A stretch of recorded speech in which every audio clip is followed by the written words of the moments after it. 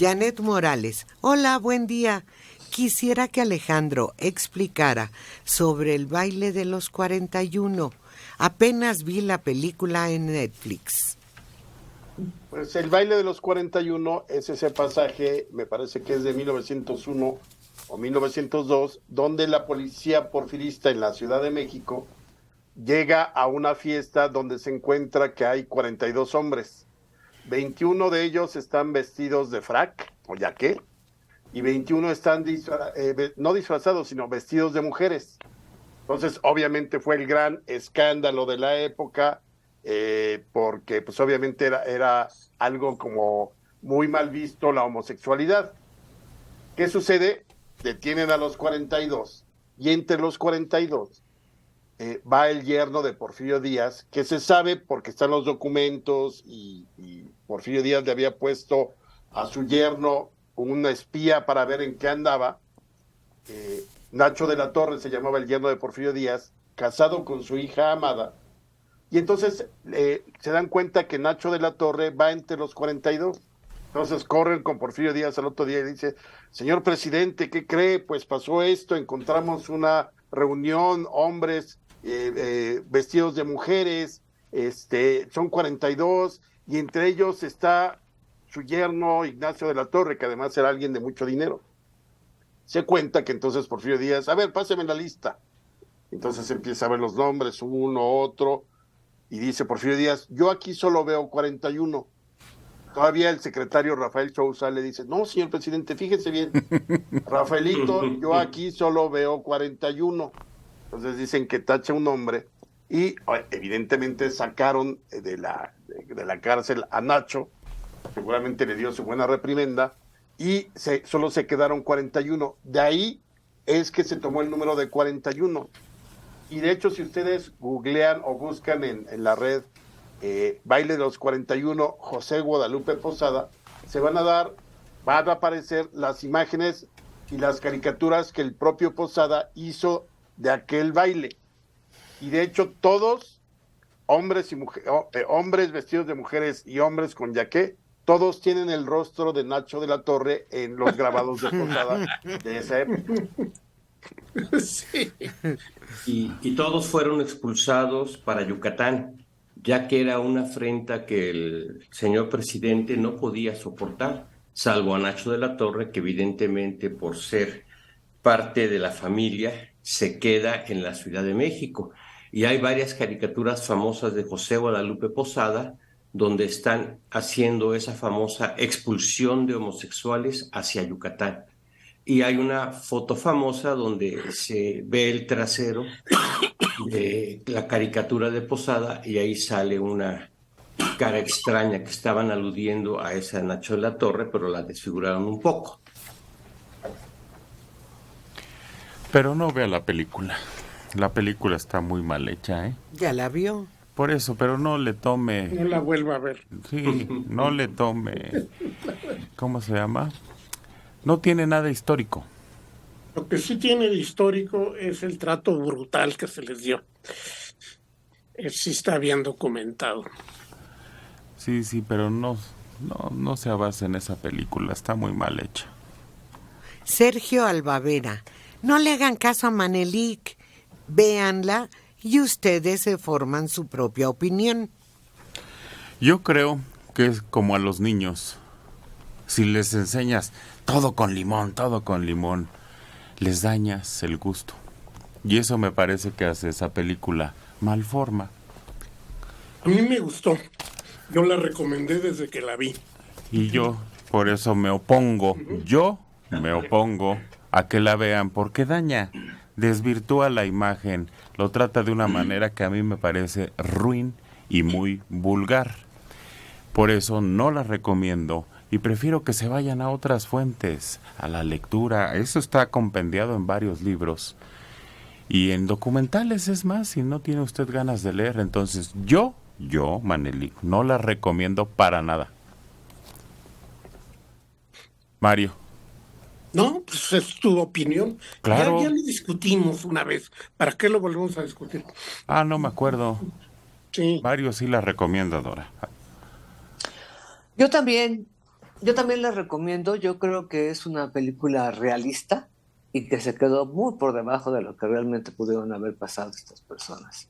Creo que refleja el moralismo de una época, creo que el miedo se apodera de una sociedad ante el descubrimiento de que personas y personajes muy encumbrados pueden tener este tipo de reuniones. Creo que los que asistían de alguna manera retaron la sociedad e intentaron romper con una rigidez y con un moralismo, repito. Yo sí la recomendaría, a mí sí me gustó.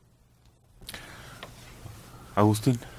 Yo creo que yo no vi la película, la intenté ver y no me pareció tan seductora. Es decir, la empecé a ver y no la terminé de ver.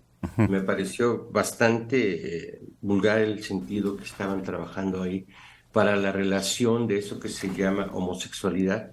Yo sugeriría que leyeran los grandes libros de Salvador Novo, por ejemplo, hablando sobre el tema, Ah, la estatua de sal, que él mitifica y desmitifica todo lo que tiene que ver con ese punto de los 41.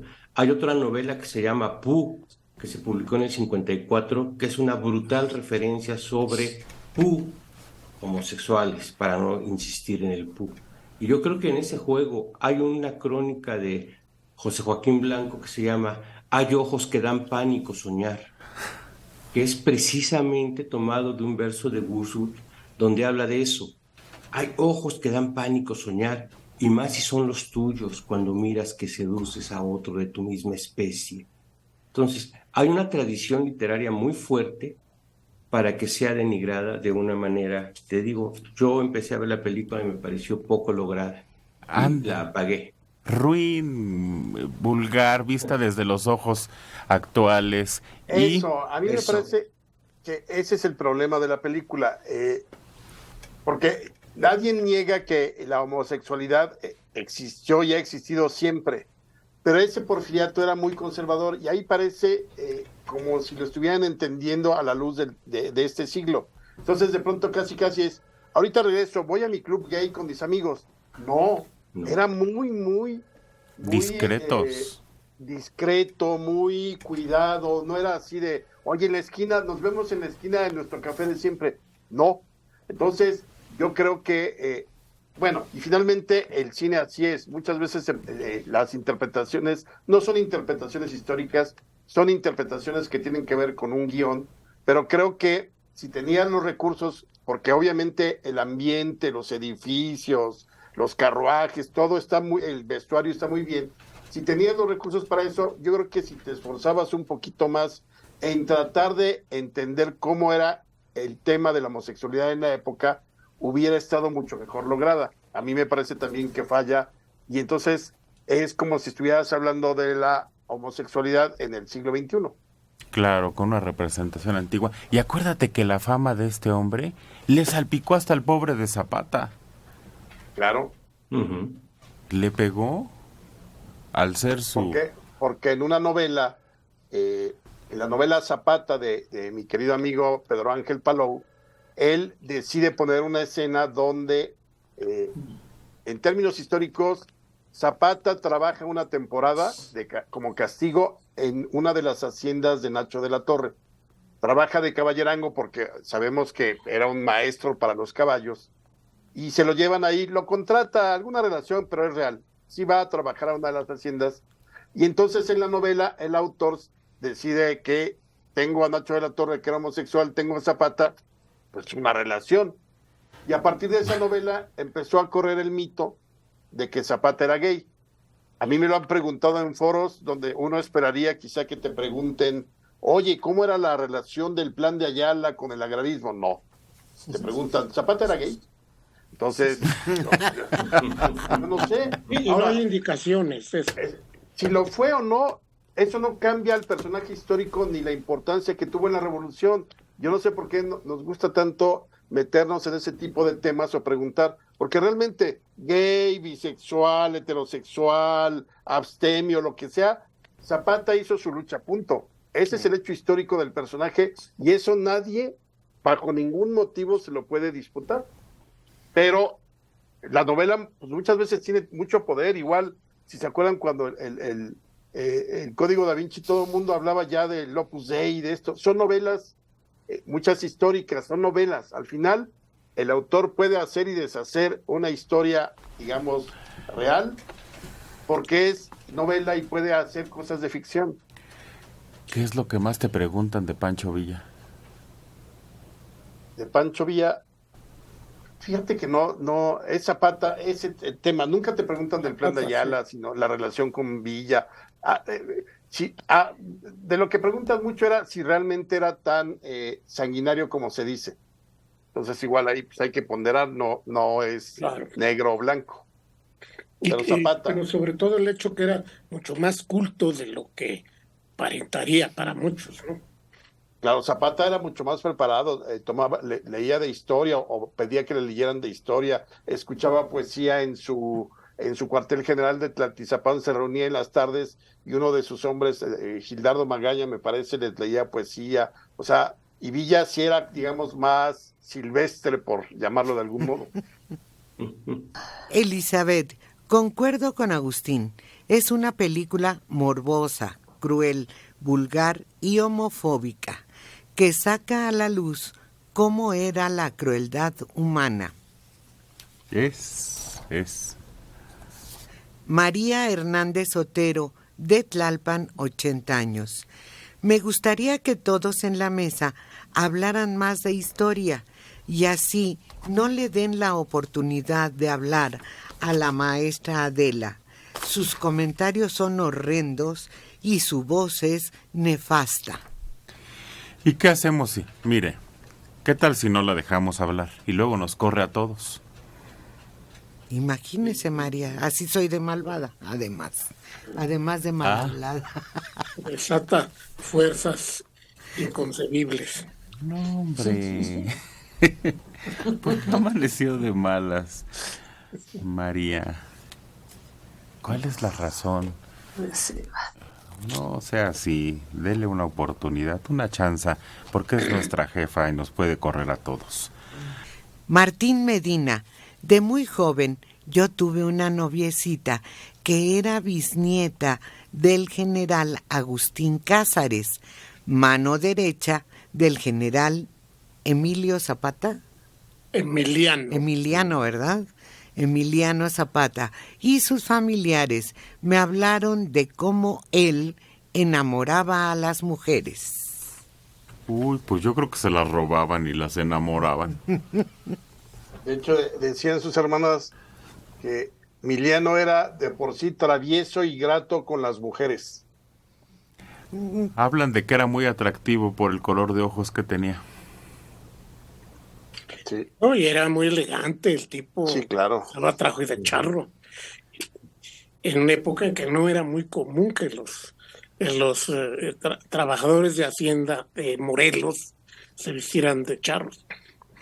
De gala, sí, y era muy refinado en sus gustos y en su forma de comportarse. Era un dandy campirano. Ándale, sí, pero de todos modos estilaba que se las llevaban.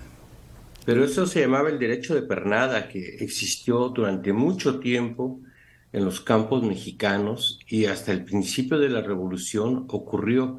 Todavía con cristeros y todo eso, el derecho de pernada era brutal y terrible.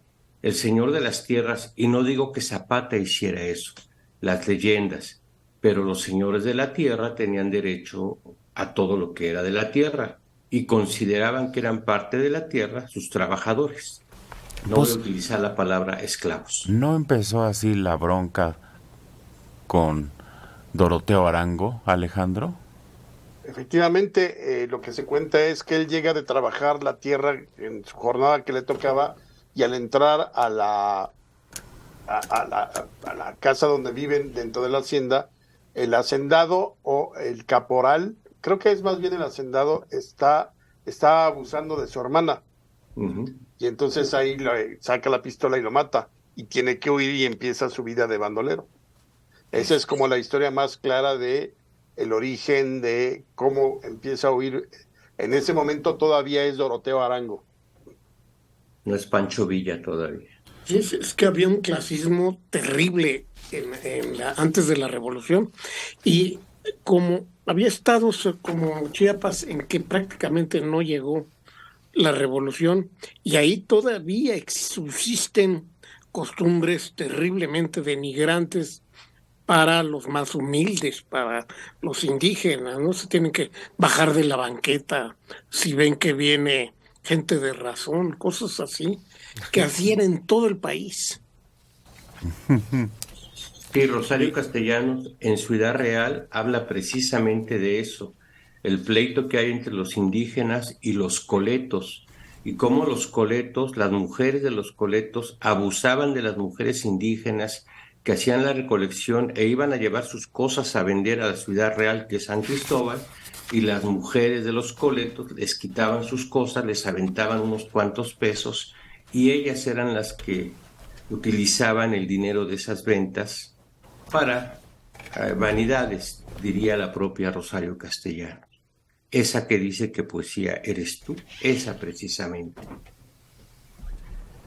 Gloria Ramos Hernández, de Los Reyes La Paz, 65 años. A mí sí me gusta mucho el criterio de la maestra Adela. Al que no le guste o no le parezca, que mejor le cambie. No, que no le cambie. Le han de cambiar. Aquí cabemos todos, Gloria, pero gracias. Ándele. Héctor Nava, desde Chicago, pregunta para Alejandro. Pancho Villa, como todo buen caudillo mexicano, ¿termina corrompido por la mafia del poder? No, él simplemente acepta, cuando decide rendirse, acepta que el gobierno le dé una hacienda en la cual va a vivir, que es la hacienda de Canutillo, y ahí se retira de los 3 años antes de que lo asesinen, lleva a muchos de sus hijos, lleva a varias de sus esposas, hace una especie de colonia militar, y ahí la pasa, pero no, él creo que es de los personajes bastante limpios, no, porque no hay más limpio o menos limpio, sino honesto. Realmente no buscaba ni las riquezas ni el poder, porque tampoco la hacienda tenía 1000 hectáreas como para que en sus dominios no se pusiera el sol, no. Fue, creo que, un hombre honesto, Pancho Villa. Además, el término la mafia en el poder es un término propagandístico de nuestros días. No existía, porque no había mafia del poder en el Imperio Azteca, ni en el virreinato, ni en el siglo XIX. Es algo que se ha inventado en estos días para denostar a quien se opone al poder. Entonces, ¿ni existe la mafia en el poder?